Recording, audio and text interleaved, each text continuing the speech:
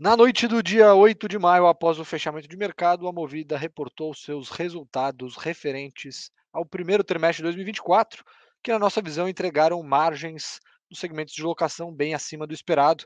Apesar disso, as ações caíram de maneira significativa ao longo do pregão do dia seguinte, mas isso não tem muito a ver com o desempenho operacional da companhia. A gente vai falar disso ao longo deste relatório. Se você não me conhece, meu nome é Igor Bastos, sou analista de indústria e transporte aqui na Genial Investimentos e você está em mais um episódio do De Frente com o analista Luizão. Pode rodar a vinheta.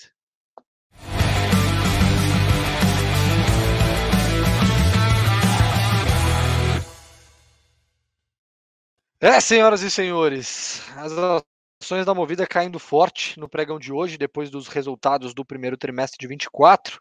A gente vai comentar aqui durante esse vídeo do De Frente com o Analista um pouco das nossas percepções e tentar explicar para você que esse movimento, que na nossa visão não tem muito a ver com os números que foram apresentados, tá? Lembrando que, só para dar um contexto, antes da gente entrar aqui nos números, você consegue acessar esse relatório lá na plataforma do Genial Analisa, 100% gratuito. Você tem acesso a todas as análises e recomendações do nosso time de analistas, inclusive aos meus relatórios referentes às empresas dos setores de indústria e transporte. Relatório na tela, a gente comenta aqui sobre os resultados da Movida, que na nossa visão superaram as nossas expectativas, principalmente com destaque aqui para a margem EBITDA nos segmentos de locação, e aí falando dos segmentos de rent-a-car, o aluguel eventual, e nos segmentos de gestão e terceirização de frotas, que também apresentaram margens muito fortes. As margens nos dois segmentos, se a gente for excluir o efeito das operações da Europa, foram as margens mais altas já apresentadas pela Movida, a gente falando de margem EBITDA para os dois segmentos, o que mostra que a estratégia da companhia de repassar preço, ajustar o mix da frota e a escala que ela conseguiu nos últimos anos, isso tem de fato contribuído de forma positiva para aumentar a rentabilidade. Porém, isso ainda não se reverte em lucro líquido na última linha para a companhia, já que a companhia tem um nível de alavancagem bem alto e está ali no momento de ajuste dos seus custos de dívida e principalmente de geração de caixa, tentando limpar ainda um estoque remanescente de carros que foram comprados no ano passado, numas condições de mercado um pouco desafiadoras.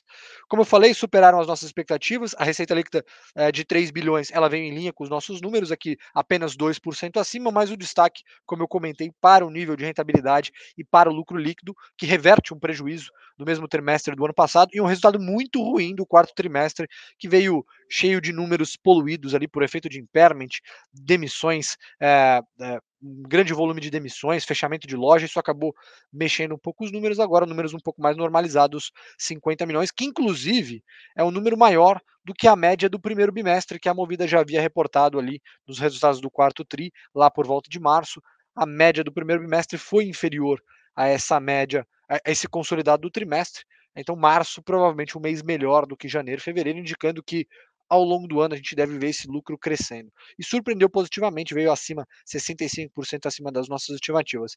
A Movida sinalizou um lucro de 69 milhões, né, na figura ajustada, que ela excluía os efeitos, alguns efeitos não recorrentes, basicamente efeitos relacionados ao não pagamento do bônus por conta do resultado pior que o esperado para alguns colaboradores em 2023. Então ela tinha esses pagamentos já provisionados, eles não aconteceram, isso volta como resultado não operacional, mas volta a transitar na DRE, não tem efeito caixa, né? Lembrando que na época já não tinha e agora, quando você volta, também não tem, mas mesmo assim eles impulsionam o lucro para cima. Só que aí você tem um ajuste para baixo do efeito de eliminação dos contratos de swap, simplificando aqui, só explicando para vocês. Movida tinha boa parte da dívida dolarizada e fazia a troca dessa dívida dolarizada para CDI.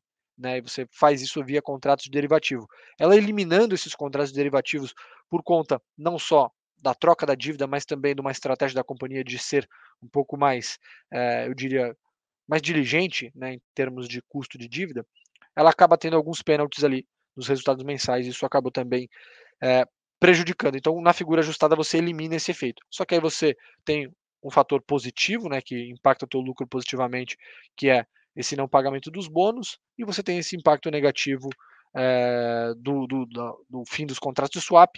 Você somando os dois, praticamente eles se anulam e a gente chega próximo desses 49 milhões aqui, que ainda assim são acima da nossa estimativa.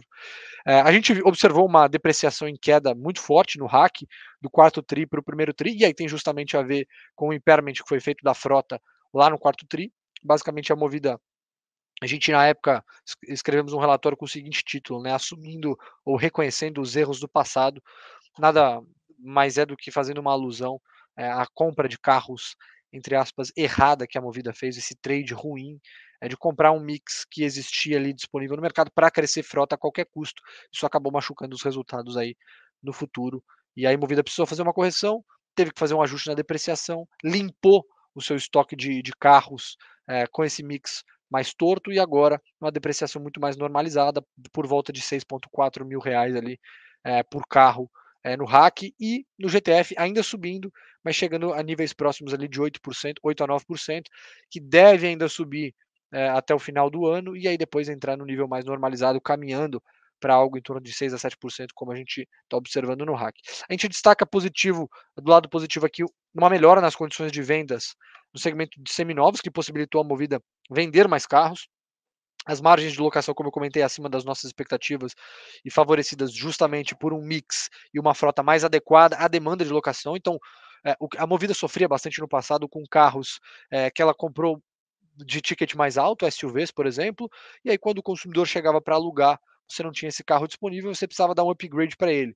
Só que o nível de tarifa que ele estava pagando era condizente com o carro de entrada. Então você tinha um descasamento entre o valor do teu imobilizado e o quanto você estava gerando de rentabilidade em cima desse imobilizado, que fazia com que o yield, o valor mensal ali que você tinha de retorno por carro, ficasse mais baixo. Então a gente observou nesse trimestre uma recomposição do yield também por conta do ajuste desse mix. E o ajuste do mix, né, ele faz alusão também a um trimestre muito forte no final do ano de compra de carros. A Movida comprou muitos carros ao longo do segundo semestre por conta das condições boas de compra que as montadoras deram, e também isso já vem como efeito nas margens agora no primeiro TRI, com uma redução dos custos de manutenção também geraram um impacto positivo. O EBITDA de locação que atingiu R$ 1 bilhão neste primeiro TRI. A gente também fala da retomada do nível de rentabilidade, né, o spread entre o ROIC, que é o retorno sobre o capital investido, quanto que ela coloca na operação e extrai de retorno desses ativos sobre é, o custo da dívida que ela tem, né? Então a gente fala o ROIC spread, basicamente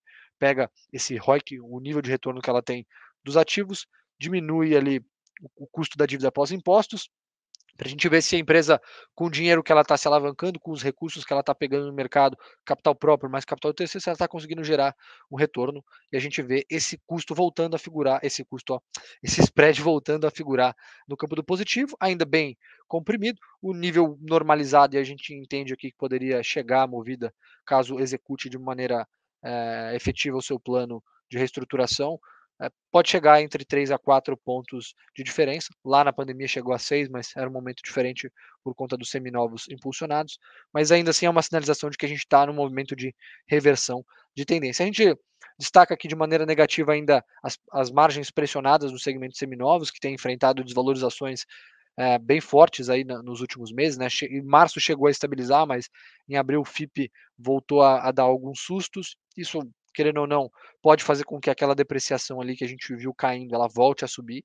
Isso prejudica o lucro das locadoras, mas de maneira geral a figura, na nossa visão, foi positiva. A gente traz mais um destaque negativo aqui para os resultados de Movida, em relação a uma preocupação grande do mercado, que é a seguinte: Movida é uma empresa alavancada, passa por um processo de reestruturação, e nesse trimestre, que usualmente a gente vê é, uma redução da frota, a gente viu Movida crescendo frota. Foram poucos carros, né, no net aqui, foram só 1.800 carros, um crescimento de 0,7% da frota, mas ainda assim mostra que a Movida segue, entre aspas, aqui sendo seduzida pelos maiores prazos de pagamento que as montadoras têm dado, né? E a gente viu a alavancagem praticamente estável, subindo de 3,14 para 3,19, arredondando aqui para 3,22 no T24. Isso, querendo ou não, gera uma certa preocupação para os investidores, se a Movida vai realmente conseguir arcar com todos os seus cronogramas aí de pagamento, dado que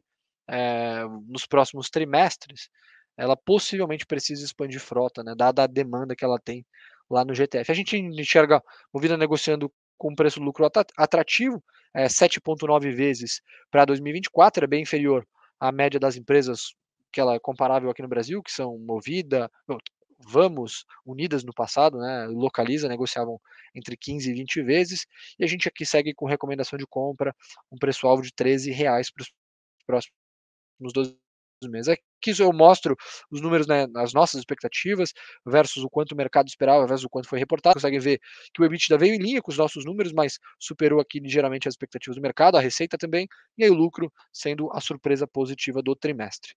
A gente fala um pouco das divisões, eu também não vou entrar no detalhe aqui, divisão a divisão, porque eu quero que você prestigie o nosso trabalho, leia o relatório completo, mas eu acho que a figura geral é essa, tá? Acho que essa queda que a gente observa hoje na Movida tem muito a ver com o cenário macro. Eu havia comentado aqui no começo, né, Copom, tivemos decisão de política monetária no dia de ontem, dividido entre a expectativa de um corte de 0,25 e um corte de 50, veio uma posição um pouquinho mais cautelosa de 0,25. Uma empresa alavancada como Movida acaba sendo penalizada. Hoje a gente tem observado várias empresas que estão entregando bons resultados, mas que por conta desse macro movimento na curva de juros acabou prejudicando o desempenho das ações no dia de hoje, tá? Mas a gente ainda segue confiante de que num cenário mais normalizado e ao longo do ano entregando resultados operacionais melhores do que o mercado espera, a Movida consiga atingir esse nosso preço-alvo aí nos próximos 12 meses. Fechado, pessoal? Ficamos por aqui. Acho que se você tiver alguma sugestão, alguma crítica, algum comentário positivo ou negativo, eu vou pedir para que você deixe aqui nos comentários. Se você tiver também alguma sugestão de empresa que você queira que nós analisemos aqui no De Frente com o Analista, você também está convidado a comentar. E nos vemos agora num próximo programa, neste mesmo horário, mesmo canal. Um forte abraço e até a próxima.